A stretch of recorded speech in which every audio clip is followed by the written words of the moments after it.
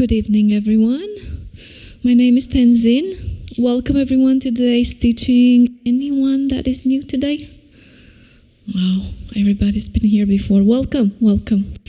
All right, we have a few announcements before we start. All right, please silence your cell phone. It's an easy one. Now, we invite you to join us for our weekly Tuesday events with Medicine Buddha practice at 6 p.m. and our public talk at 7 p.m.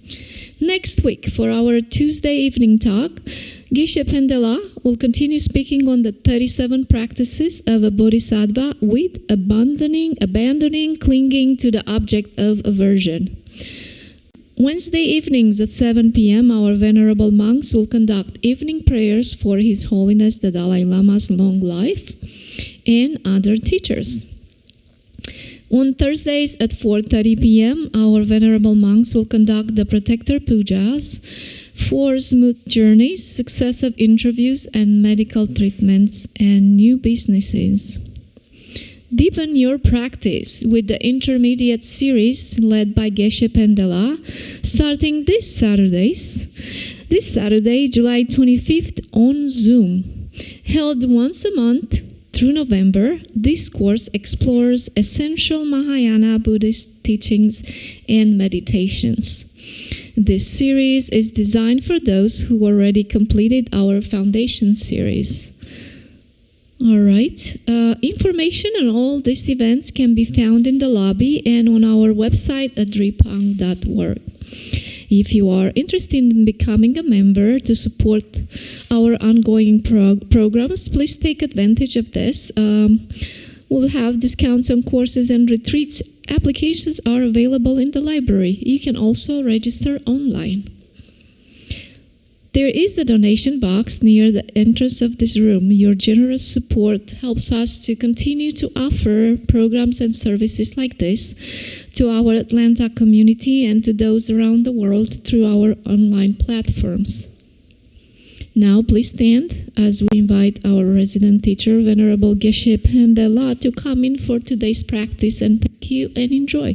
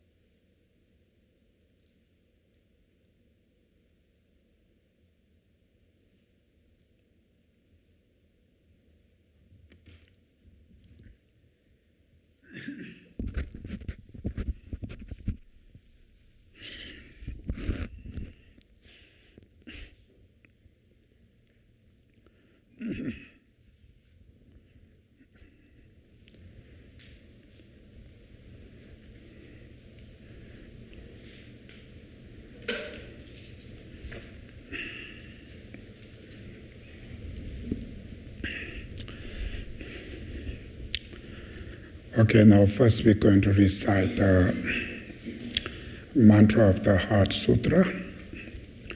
So during this recitation, the mantra, most important part is you need to meditate on emptiness. That last Tuesday we talked about. So this is kind of the really important. But if you do not know proper emptiness, then of course there's nothing to meditate on emptiness. Then you can meditate on compassion or bodhicitta or something. But if number of you may know about that philosophy emptiness. So this is kind of the most important meditation, the emptiness. So if you really experience the emptiness, then all these destructive emotions, which we have, which creating all these problems, so this destructive emotion definitely will going to be reduced, and eventually you can completely eliminate all of this destructive emotion through understanding on emptiness, the dependent origination. So that's why it's one of the most kind of the important meditation. So we're going to recite the mantra with meditate on emptiness. Tayata gate gate paragate parasangate bodhisoha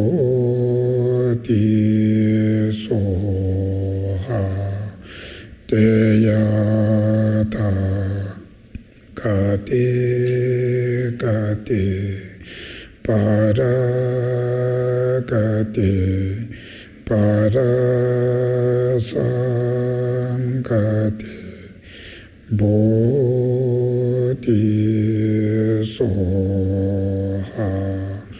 dayata gate gate paragate parasangate bodhisoha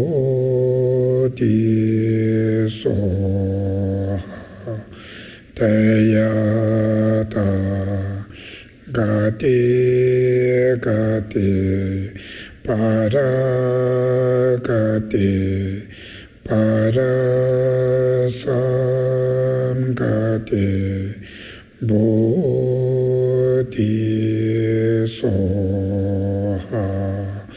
tayata gate gate paragate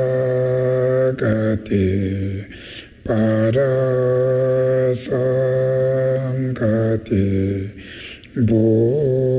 bodhisoha teyata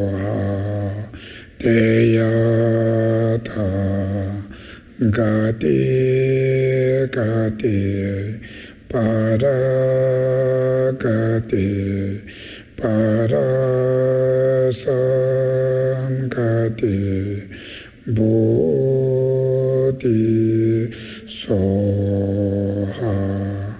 teyata gate gate paragate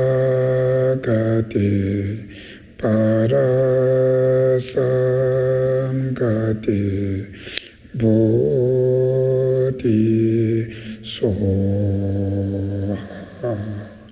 Next is the four immeasurables. May all beings have happiness.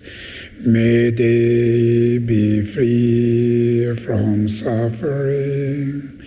May they find a joy that has never known suffering. May they be free from attachments and hatred. May all beings have happiness.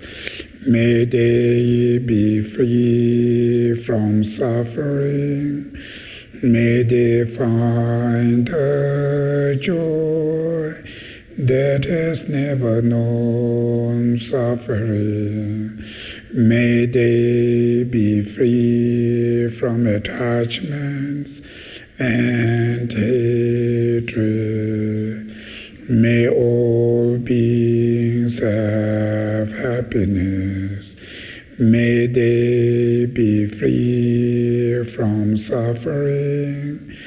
May they find the joy that has never known suffering. May they be free from attachments and hatred. Next is the mandala offering.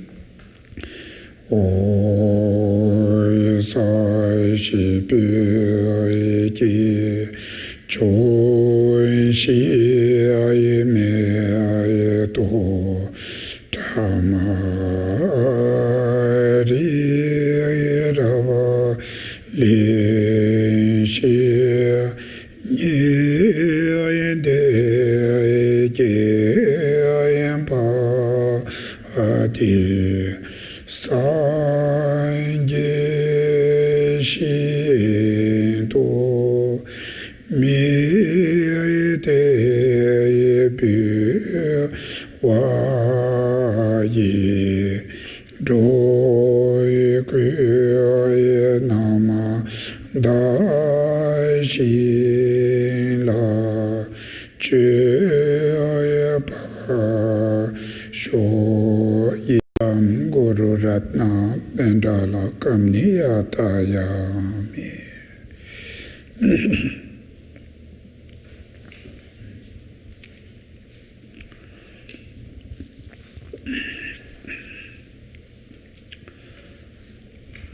So the text, the teaching today is called the 37 Practices of Bodhisattva. So today we are in practice number 23. So first I'm going to recite in Tibetan. Devara nawe o yito we yuta tebana yerki tu su chachun chishindu zebara nanyang dembar metashin shencha pongwa jese lakle yins.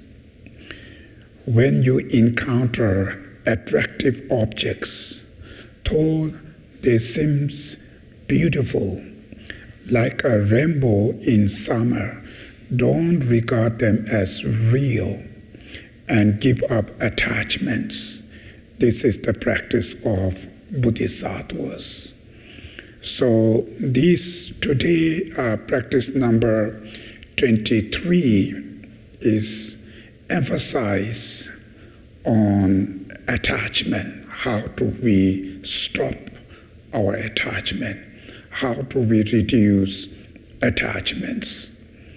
So among the destructive emotions, the root causes is self-centered and self-grasping, mentioned many times.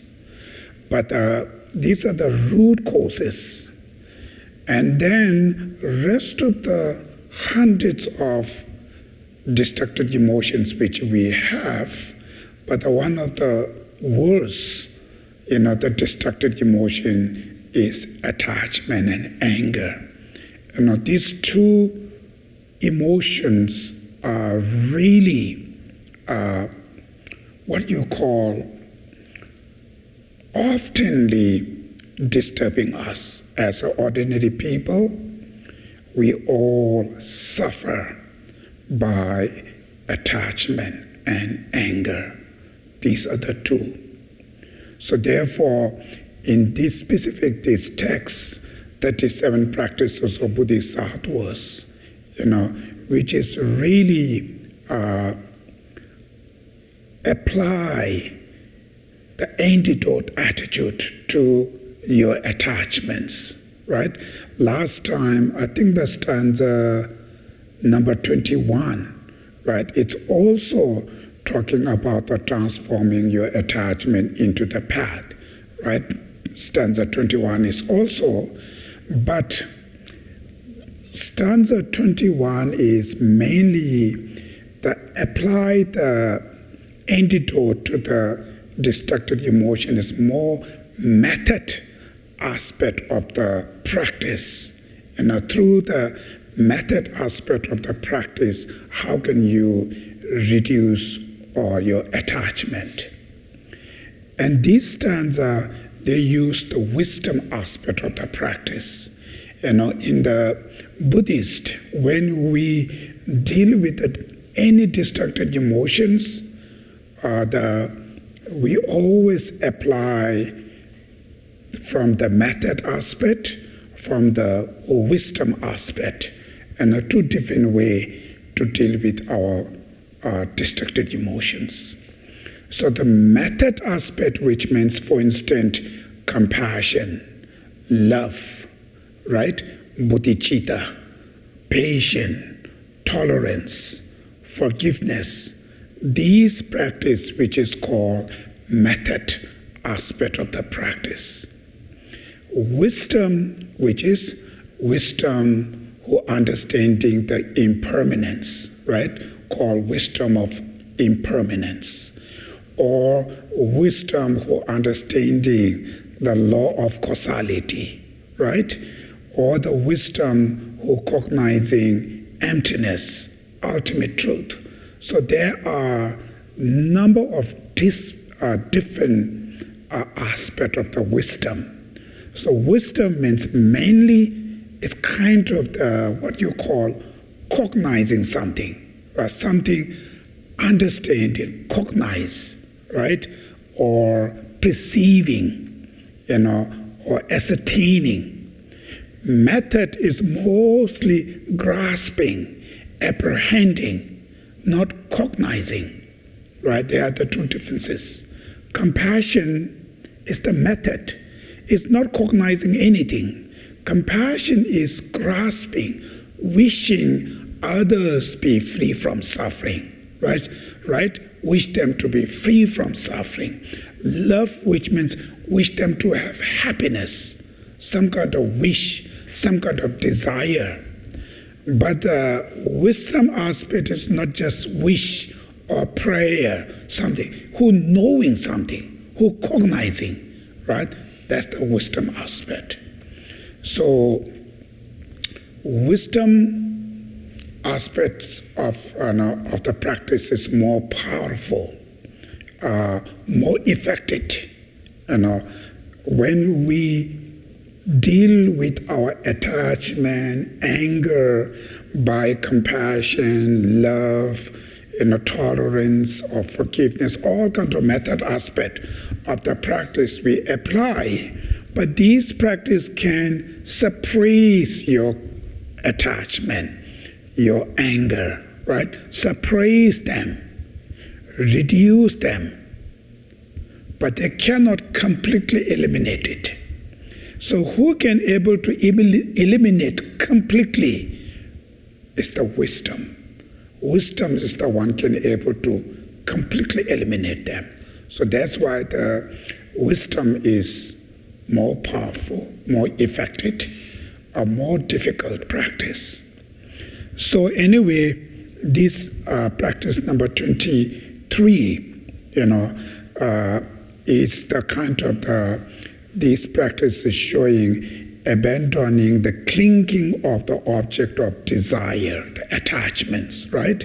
So to eliminating your attachment, your desire, right? Through understanding the reality. So that's why it says, when you encounter attractive objects, though they seem beautiful, right? When we encounter with any attractive objects, it appears like a beautiful, right? It's attractive. That is why we attach to these objects. So when you attach to that object, what's they going to do? First, it's something what you call you lost your freedom. One part of your mind is stuck into that object. So when these objects change or something, it's always affect you. It creates you fear, worry, so all kind of emotion, pains, right? So when you attach to that object, when that object is something change or something, it's always affect you internally. Some kind of uncomfortable, unpleasure feelings. So that feeling, who created? It's attachments, right? So when you are free from attachment, when you do not have attached to this object, when the object change, whatever they go, it's not going to be effect to your mind, right? So for instance, it's a simple, like you go to the shop, right? You see there's a beautiful, what you call maybe the flower pot, beautiful flower pots there. You see these flower pots, and the shop owner, by mistake, that pots fall down on the ground and it's a break. When these pots fall down on the ground and when they break it, what you feel? You feel a little bit upset, but not that much pain, right? Then the other side, the pot is there, you feel very beautiful. Then you ask the shop owner, right? That you bought it. Now that same pot, now it's belongs to you. That's your pot. You are very much attached to that. When that pot is again fall down and they break it out, how much pain you have, right? Very different. When the pot belongs to somebody else, when they break it, not that much pain. The pot belongs to you, it's become yours. Then when they break it, how much it creates you pain, right? Why this? Is the same pot, but the attachment. This is my pot. You have that. So that attachment creates you this kind of pain. So imagine how many objects we have, right? Attachment. We attach to how many things? So many, right? So many things we attach. So imagine each of these objects where you attach, when there's something going wrong, when there's something broken or something changed, how much it creates you worry, fear, right? Anger, all this pain, mainly because of this attachment. It's not to do with the object side. That's how we should understand human mind, how much fragile. External things, when the small things change here, there, easily create us upset, fear, worry, stress, anxiety sometimes, right? Depressions. All of these measure the mental pain because of you attached to them. So that is why, when we say our heart beings, right? The being who reach the liberation, cessations of destructive emotion, Buddhas and those great Bodhisattvas, why they are very happy in peace, happy life. Why they have this happy life? It doesn't mean they physically live with a very luxury life, right? Number of those great practitioners, physical, they have so much challenge. They live with a very difficult challenge, like a homeless.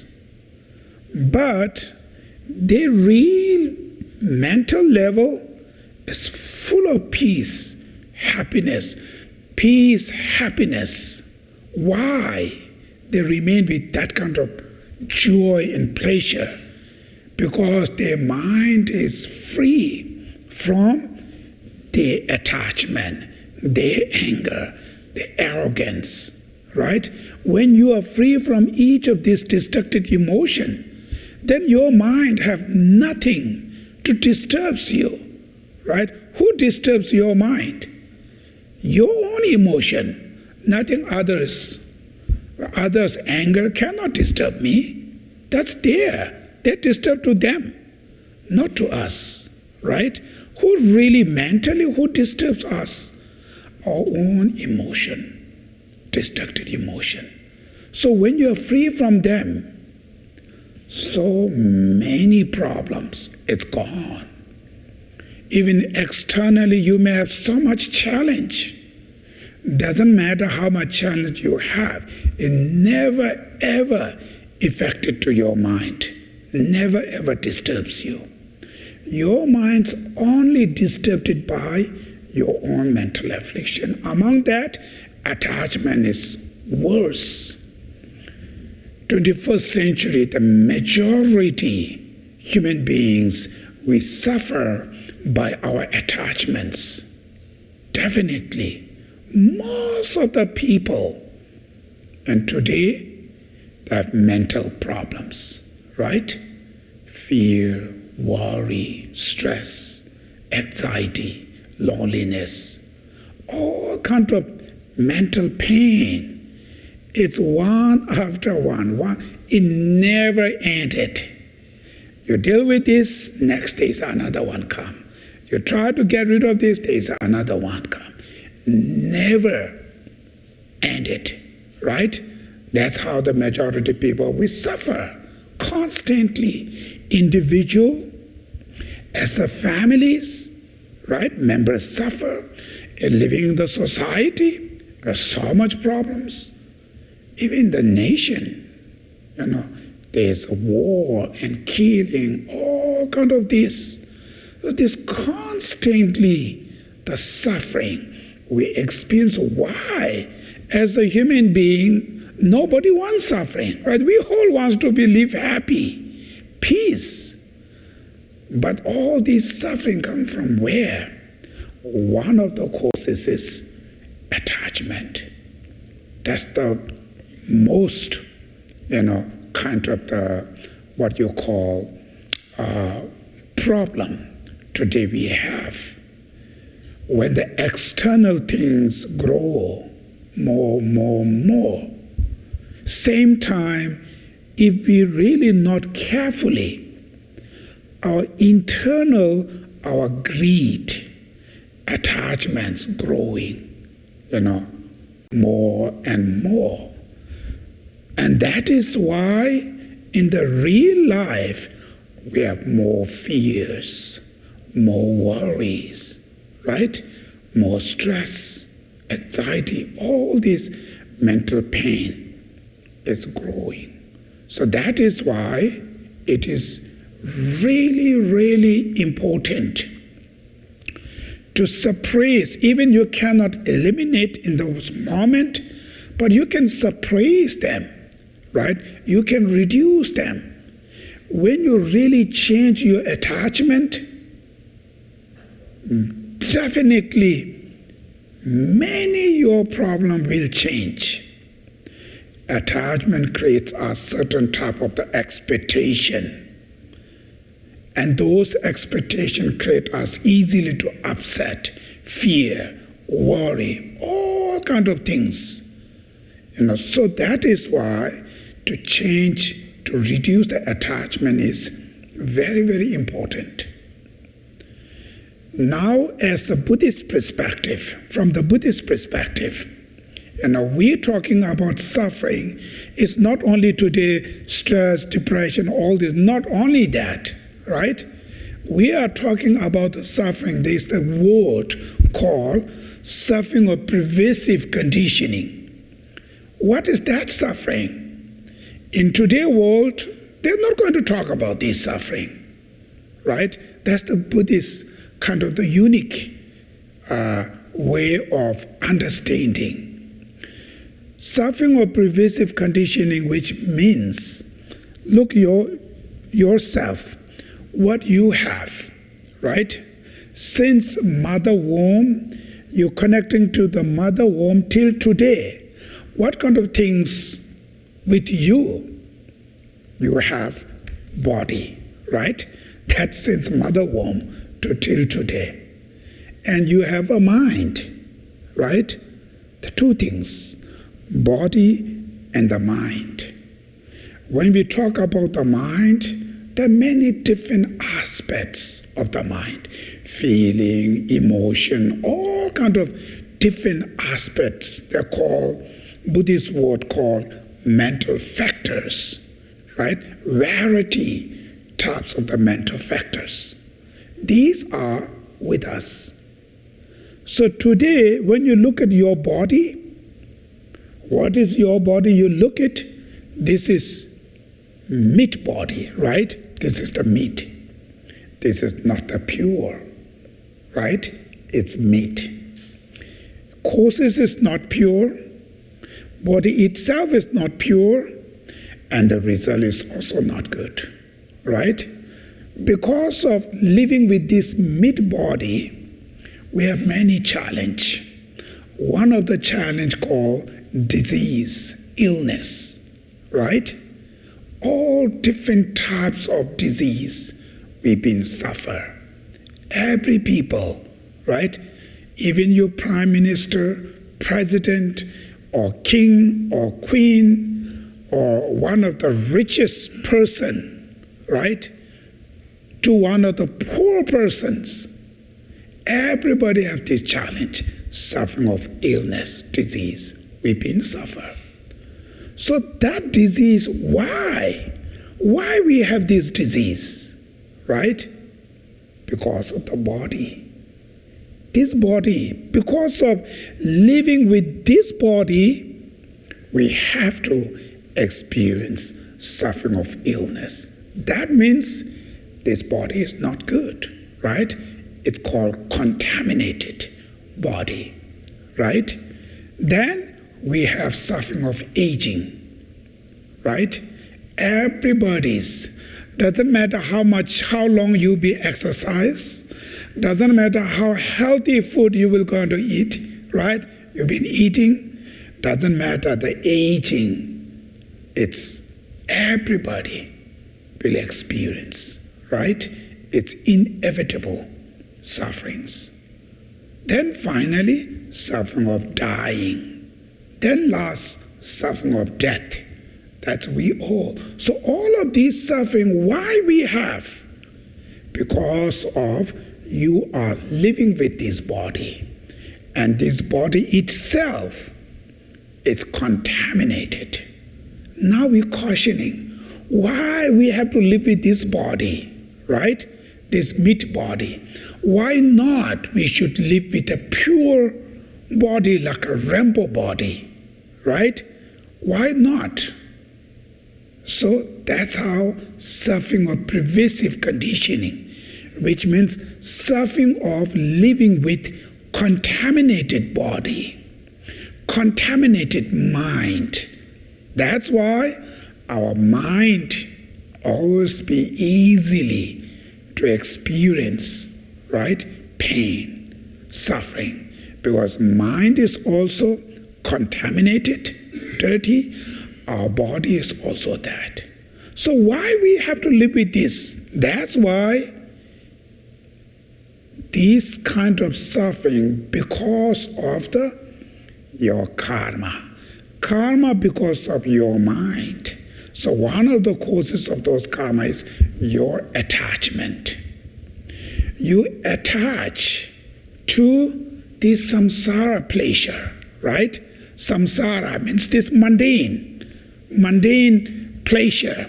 So we attach to this pleasure, mundane pleasure, like the pleasure of what you call being a rich, money, power, right? Or reputation, fame, all kind of things.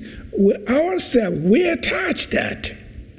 So we attach to samsara pleasure. That attachments creates action, right? We act. Out of attachment, either you do very nice, good things, or either you do something horrible things, bad things, whatever we acted. All those actions called karma, which are the causes of samsara, right? So you like it, samsara, pleasure. That is why the karma put you into samsara, right? That's how we're born into there. Samsara doesn't mean in the realms. Samsara means the contaminated body, contaminated mind. That's we attach, that's how we born into that way. So all those mistakes were our attachments, right? So you ended up with whatever lifestyle as an artist, as a businessman, or whatever lifestyle you ended up. The root cause is the man who put you to become an artist, right? Who put your life into this kind of family life or that type of the family life? Who put you there? Attachment. Deeper level is attachment. You have attached, you put effort, then you ended up that life, right? You attach to the arts, then you work very hard, you study for art, you ended up become an artist, right? You attach to be a business, then you put so much effort for the business, then you added up businessman, right? Businessman. You attach to that person and you put effort to live with them. That's how you ended up with these families. So it's also attachment is the one. Deeper there, attachments. These attachments hold us, bind us, right? Bind us into this samsara. So to liberate, come out from the samsara, liberation, you need to cut that bound. What is that? Attachment. We need to get rid of that, right? So from the Buddhist perspective, circling in samsara, for the just ordinary persons, just all those worry, fear, physical pain, mental pain, most of these root, one of the main causes is one's own attachment. That's how we should first understand. Attachment is the one. You put it into this kind of lifestyle, complicated, right? Difficult life. So therefore, in order to overcome that, to get rid of that, I need to get rid of my attachments, right? So because of the many people today, we really don't feel to get rid of your attachment. You just question yourself. Do you really, every day, do you really feel you want to get rid of your attachment? Do you really feel you want to stop your attachment? Do you really feel concerned to your attachment? Many people not, right? Their concern is something external things. Worry about not enough money, not enough job, not of this, that. They never worry that because we really don't know this attachment, how much it's destroying you. We don't know that much. That is why not knowing the disadvantage of your attachment, therefore we do not have that much desire to get rid of your attachment. Not having desire to change your attachment, that is why we are really not seeking. How should get rid of my attachment? We never looking that. That's why first we need to learn that. Learn this understanding, not just look in the surface level, rather go much deeper level. This surface pain you have right now, where they're coming from? What is the seed, right? The root of that pain. So one of the root is attachments, right? So that's, we need to know that. Living in the society, you can see we have a number of problems, specific the mental problems when you live in the society. Or people may think this way, people may say this way, in our society will look down to me as our society. So that's why you have fear, you have worry, right? And that fear, worry constantly. And that's how it changes. Something is nothing to do with that, but you have to do that. Even if it's nothing benefit, you have to do many things like that. Sometimes this problem is nothing big deal because of your attached to your reputation, your fame to the society. Then you have to do these things. It's very interesting. I heard that some people, even they cannot afford the money to pay to this fancy car, but they have to drive the fancy car. Why they have to do that? Society. People think I'm rich. In the society they may see me something. So you attach to your fame to society. Even you cannot afford the money, but you have to use this. And it makes you more fear because you cannot pay now, right? Then this credit comes after you. Then it's constantly worry, fear. You have a little bit pleasure, oh, people think I am rich. But the deeper there, constantly worry and fear because of all of these problems. Because of what? Because of attachment, right? Attached to these things. So there are many like that. So who put you into this kind of life? Your attachment. So it is very important to recognize most of your problem coming from that attachment. Through understanding on that, then you have a desire. Really the freedom is, okay, the people may think I am rich, or people think I am poor, right? They think it's nothing to do with me, but we still cannot stop it. Why? We attach to our fame and reputation. So if you do not have any attached to your fame, then it releases you.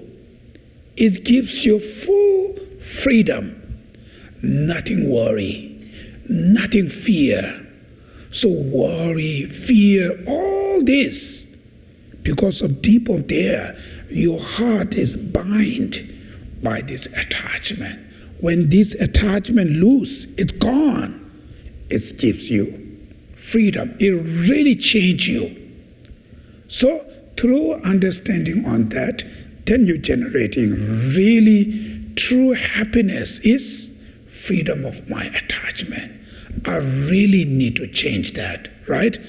To get rid of this, at least I need to reduce. When I reduce my attachment, the pain you have, fear you have, definitely it reduces. So how should we do that? How should I change this, right?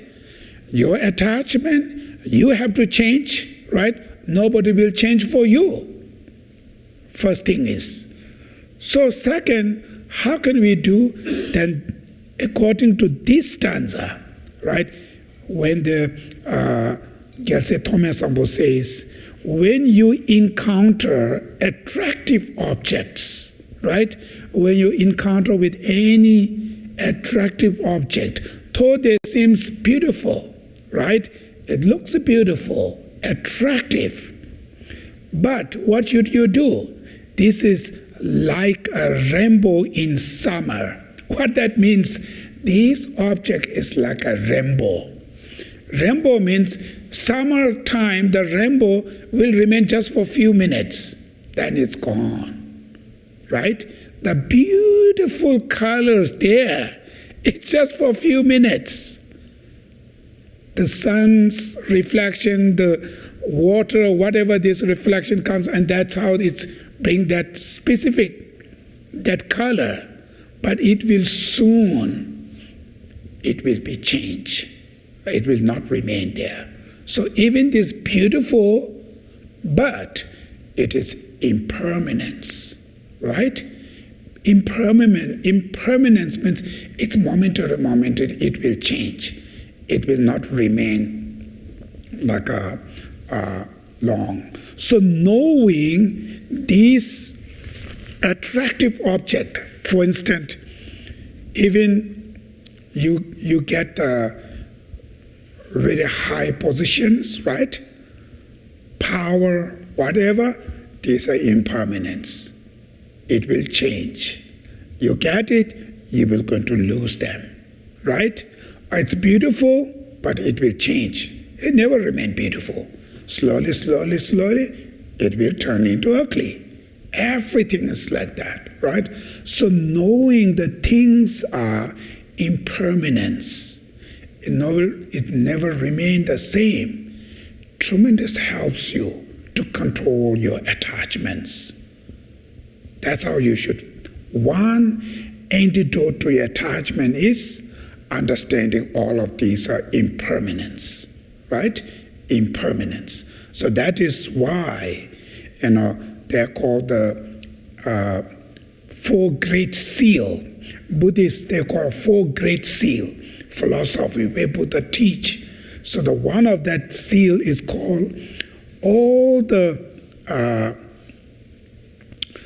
compounded things are impermanence, right? One of the seal is all the compounded things are impermanence. Means everything who created by causes and conditions, it never remains same. Second by second, it's changing constantly. And it's getting worse. Eventually, it's completely gone, change. It never remains same. So that's how we should look. Even the rainbow is very beautiful. It's just for a few seconds, just for a few minutes. It will not remain that. Knowing that, it's tremendous helps you not be that much attached to them, right? Not that much attached. Reason is attachment function. It comes from two different minds. One is attractive object, right? Seeing them as attractive. Second thing is permanent, stable. So attractive with a very stabilities, permanent. When you see that way, that's how it's great to attach. Attachments come from there. So for instance, there is a person, very attractive person, right? Very attractive person, but constantly changing. At this moment he says something, after a few minutes he says something, it's constantly changing. Even this guy is very attractive, but it's not reliable, not stable. It always change. That's why sometimes you do not feel that much attached. Even attractive, but it's not reliable. It change, right? That means attachment means attractive with the stability, permanent. That's why we feel attached, strong attached. Therefore here, seeing the things like a rainbow means these are impermanence. The circumstances comes, it's just, that's all. And it change, it will not remain that. So knowing impermanence, like power, how much you gain it, you will going to lose them, right? Whatever you gain, you will going to lose all of this. So knowing everything will change really helps you to reduce your attachment. That is why one of our common meditation we often do is the death meditation, right? We often meditate on the death meditation, called death is certain. The time of death is uncertain. At the time of death, nobody can help you except the peace of your mind, right? Three different stages of the meditation, mainly the time of death is uncertain. So that's actually for the practitioner, death meditation are supposed to be every day. We have to be aware of that, right? As a Buddhist monk, you look, I give you one example. Wear this shirt, right? That's the monks and the nuns, specific in Tibetan tradition. We're wearing this kind of shirt, right? And our top. This shirt, I think maybe it's specific for the Tibetans.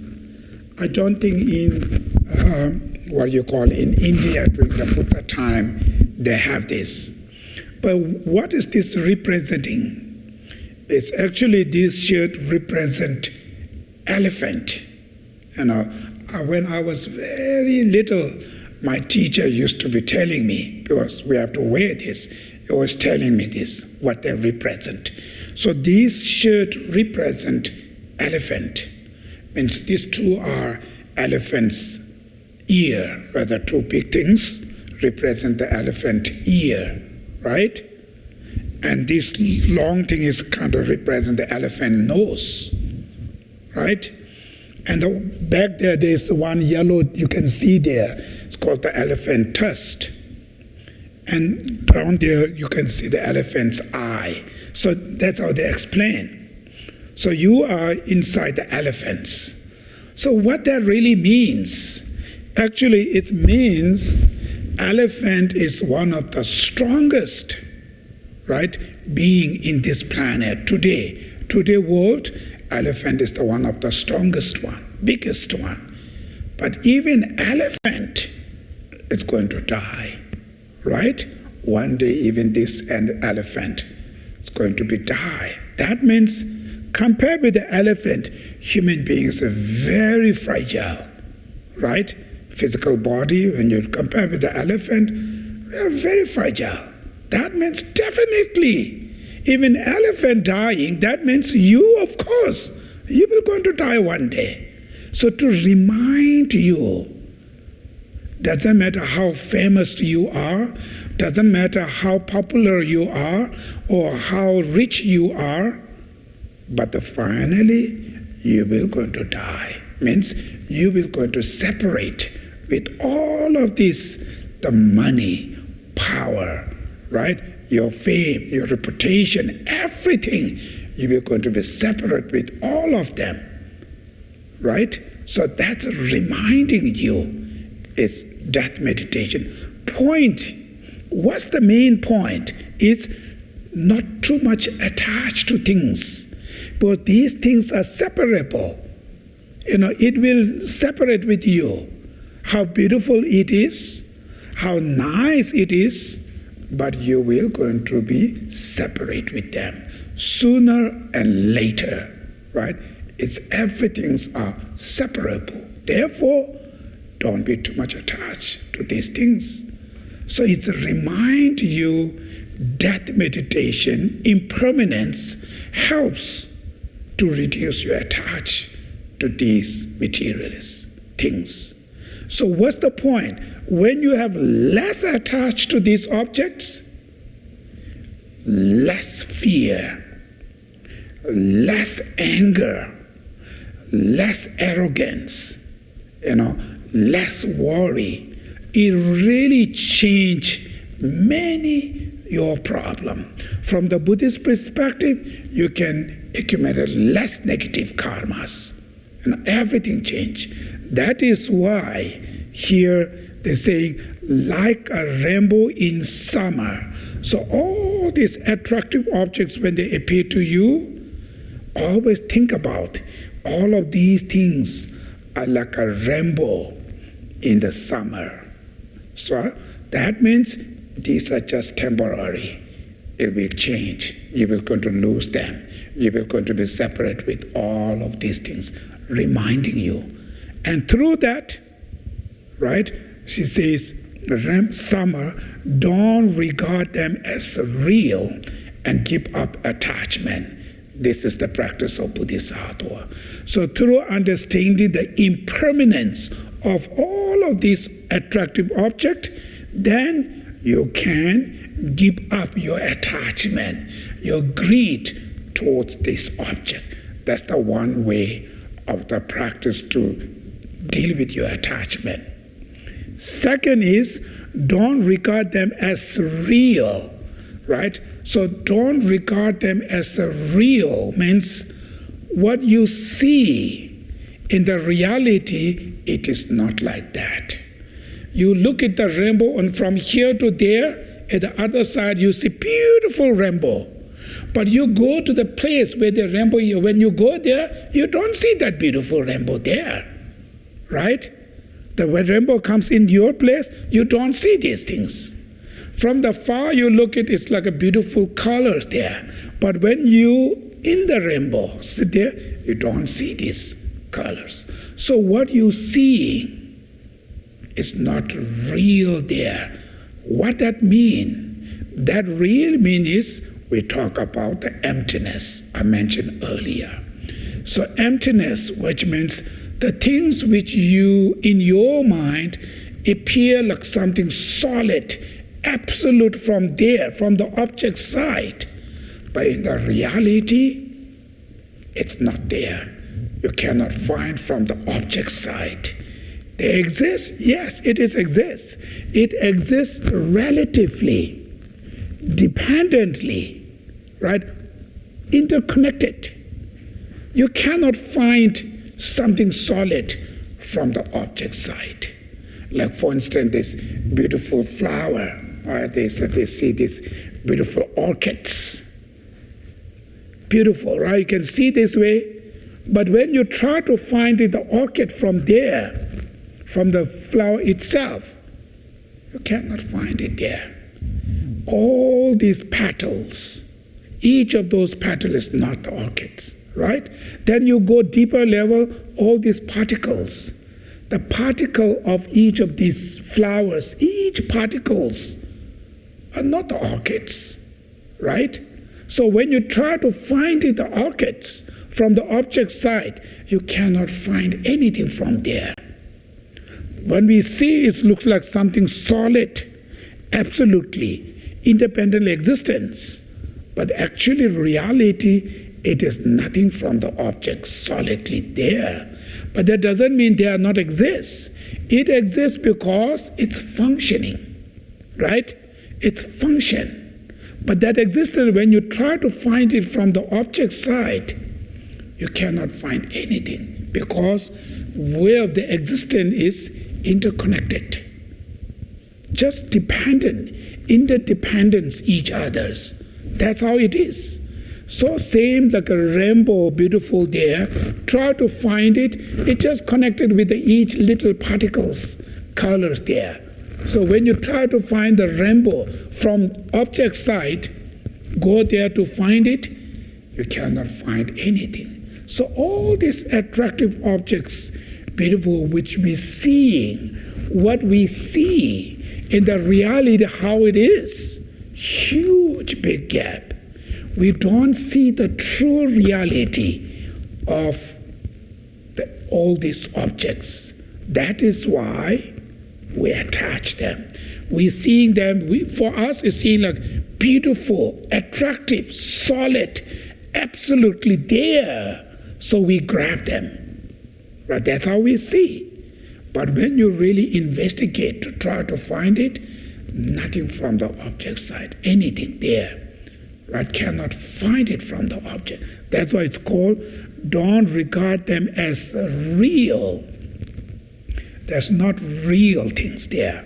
It's like a dream. During the dream time, beautiful dream or very scary dream, when you are dreaming, it looks real, right? It makes you happy, it makes you scared, all kind of things. But when you really know it is not true, it's just a dream. When you wake up, you know this is just a dream. That means then you don't have fear, scare, right? This fear is gone because what you're thinking is actually is not real. Similarly, in the Buddhist term called mind of self-grasping. So we grasp everything exists independently, inherently, solid, even attractive objects, unattractive objects, everything appear to our mind, we really believe it's something solid from there. But when you really investigate to try to find from the object side, you cannot find anything there. Because where the existence is dependently, right? Interdependency. So when the things are dependent on something else, that means they cannot exist by themselves. It's nothing from there. So therefore it's called the real, means don't regard them as a real. When you really knows they're empty of inherent existence, then you don't feel that much attached to them, right? Or not attached to this object. Oh, what is appear to my mind actually is not real. It's not truly from the object side. That's why you keep up your attachment through understanding, right? Through understanding the impermanence of that object, through understanding the emptiness of this object, you can overcome your attachment, right? That's the wisdom, wisdom aspect of antidoting to overcome your attachment. So this is the practice of Bodhisattvas. So therefore, this I mentioned earlier,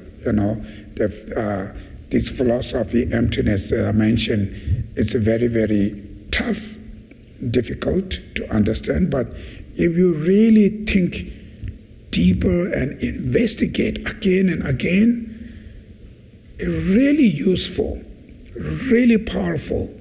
In today, the modern education, when we research, we use that technology, the magnified glasses or mathematics, we're looking to try to find the real. Then what we're seeing right now, using those technology, what we see, sometimes huge differences, right? Huge gap. The real, what they are, we don't see them, right? Even simple particles, you look with the magnified glasses, all these little particles separated there, right? They're all moving, all of these things. But for us, it's very smooth, stable. We never see these kind of particles like that, right? So when you see the real things, then it changes. Oh, actually, it's not like that way. Similarly, when this virus, all those germs and something like things there, when you look at it with a magnified glass, you can see so much things, right? And that's how you get some information. Say, oh, I have to clean my hands because of those germs, all kind of things we're talking about. Similarly, in the Buddhist way, we look the logic, use the logic to try to understanding what we see, what it is, reality. There's a huge big gap there. That is why it's seeing them permanent, solid, right? One thing is, just before when you enter here, you may see this flower, right? After 1 hour, now 8 o'clock, we may see, oh, I saw this flower since 7 o'clock, right? That's how we see. Reality, 7 o'clock, what you see. 8 o'clock, what is this flower? It changed, right? You seeing the flower in 7 o'clock, it's 8 o'clock, it's already gone. It's second by second, it's new things, but we don't see that way, right? We see exactly the same things, but we should use the logic, right? Logic to prove things are second by second, millisecond by millisecond, it's changing, impermanence. So don't be so attached. All of this will be changed. Then second is seeing like solid from there is a flower, means there, I can grab it. We're seeing that. Oh, beautiful, there, right? Attractive. But then wisdom of emptiness. You investigate from the object side, you will not going to find anything, right? From the object side. Everything's are empty of inherently existence, interconnected. Knowing things are not exist independently, things exist just relatively, dependently, also tremendous helps to deal with your attachment, right? Through that, you can give up your attachment, and this is the practice of Bodhisattvas. So this today, the topic, abandoning the clinging to the object of your desire, your attachment, through understanding the impermanence and the emptiness, right? Dependent origination. So it's kind of the very powerful, very effective, and very useful.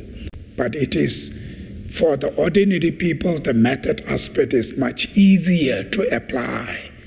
Wisdom is more difficult, because it's not easy to understand. But when you, through understanding on this impermanence and emptiness, then it's completely different. Wisdom more powerful.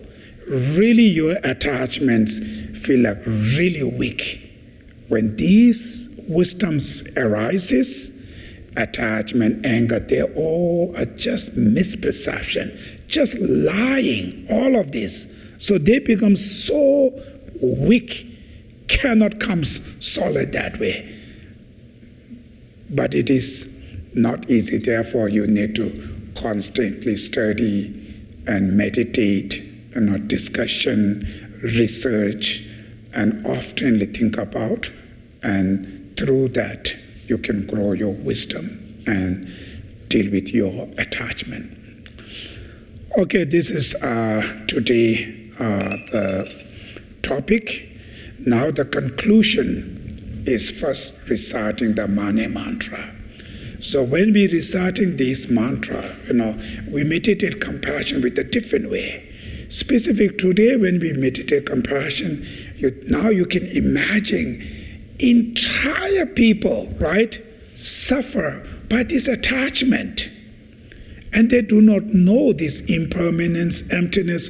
So their attachment is so powerful, take over these people, and ended up, they all circle in samsara. They all have so much physical, mental pain and suffering because of this attachment, the mental disease.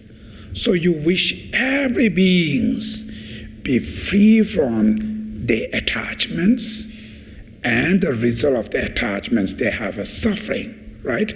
So you wish them all free from the suffering and causes of suffering, which is mainly the attachment. That's called compassion. So out of feeling of compassion to entire beings, they recite the mantra. It's really helpful.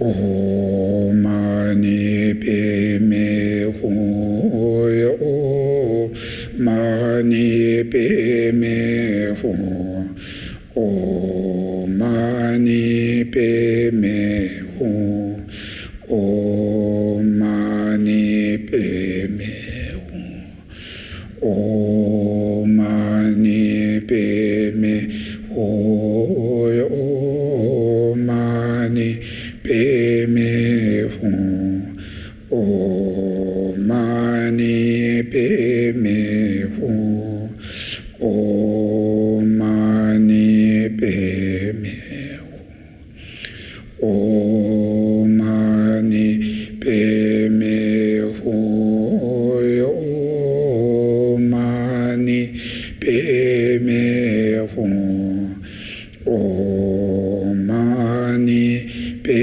me hu o mani pe me hu.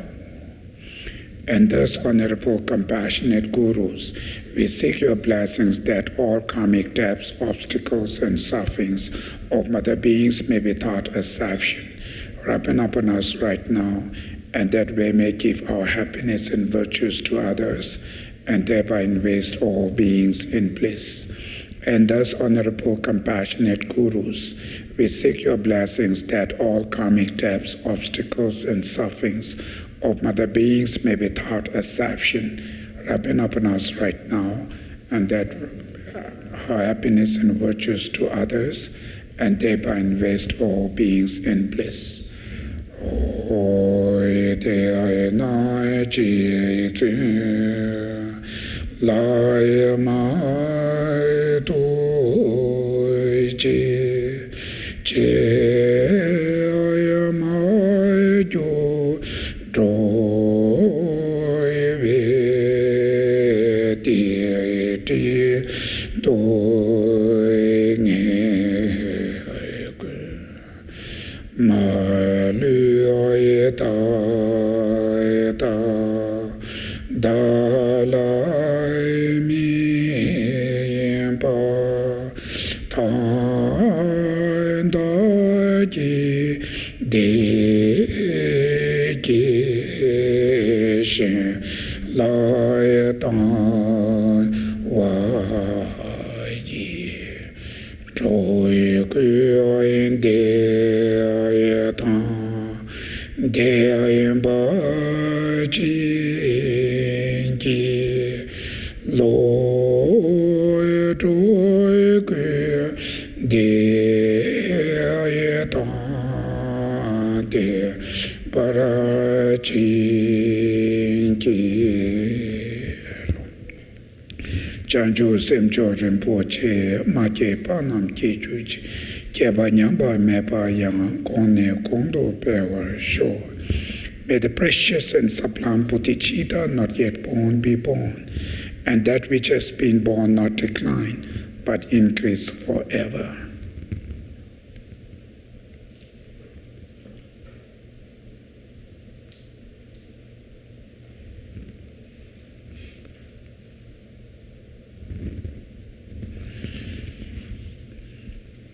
Okay, thank you.